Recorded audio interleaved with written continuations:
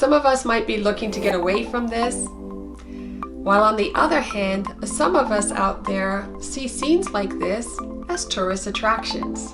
Whatever your reasons are for wanting to take that trip, I'm going to give you 10 quick travel tips as suggested by our flight attendants.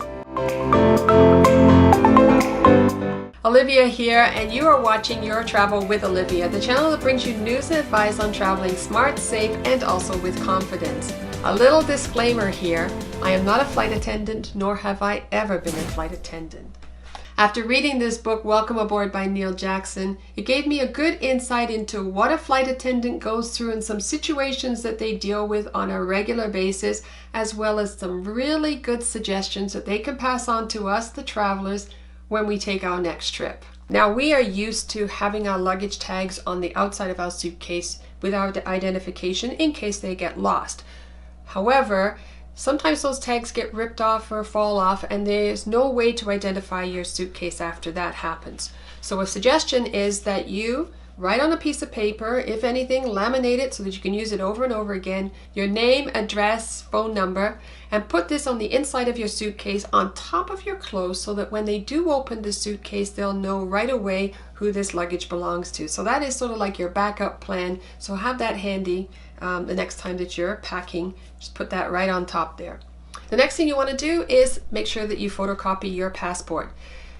Great suggestion, actually. Photocopy your passport, give that to the companion that you're traveling with, leave that with a trustworthy person back at home, even email it to yourself as well so that you have, that might be overkill, but at least you have different places that you can access that passport if necessary. I'm going to tell you firsthand that I came across that situation when my passport was damaged during my travels. I did a video on that to give you an idea of what I went through in order to get that replaced. The next thing is travel insurance. I know I've talked about travel insurance a lot with you, but I'm not going to get into that right now.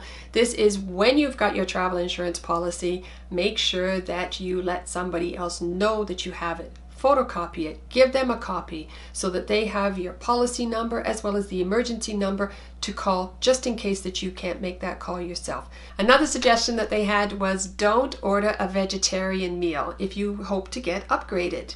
The reason is your meal has been assigned to you in that particular seat that you'll be seated in. If you do get upgraded, your meal does not come with you. So if you want to hopefully get upgraded, don't order that vegetarian meal. Another little quick tip is don't forget to pack your own phone charger and have that with you handy at all times. Don't put that in your check bag, have it with you so that you can access it if necessary. As I'm sitting here right now, there's an ice storm here in Toronto, so many flights have been canceled and some people are sitting at the terminals, and we know that all those chargers are going to get used up very quickly, the ones that are in the terminals, so have your own handy just in case you need it. Under the same premise as well, never knowing where your flight could end up or what could happen, also have a change of clothes. Put that in your carry-on, have that change of clothes with you. And I mean, for obvious reasons, in case your luggage goes missing or is delayed when you get to your destination, but also just in case you are sitting at the terminal for hours and hours and hours. Good to have a change of clothes just in case. Medications should always stay in their original package. You know, sometimes what we do is to reduce the bulk in our luggage, we'll take it and we'll put it in those, you know, the 7-day plastic containers, and we'll divide it all up there, which is handy, and I think it's a great idea. But unfortunately, if you go through customs and they take a look at unidentified medications and drugs, they're not sure exactly what it is that you're carrying across the borders, and so there's a very good chance that they may take it away and dump it, and therefore you will be without your medications. Another good practice sometimes, if you can, is to get a letter from your doctor that says that yes, you need these medications, and list those medications that you need. So the more supporting documents that you have to support that prescription medication that you're carrying with you, the better off that is. No shorts. This is a recommendation that they have for the travelers, is because you never know where you're going to end up or how long you're going to be anywhere. And those shorts just don't give you the protection that you might need, or the comfort or the warmth that you might need depending on where you might end up. Another suggestion that comes highly recommended is no high heels and no flip-flops. Shoes that you don't want to kick off and shoes that won't just fall off. So again, make sure that your shoes are comfortable. Don't be barefoot at all on those flights. You don't know the last time that those carpets were cleaned, vacuumed, anything.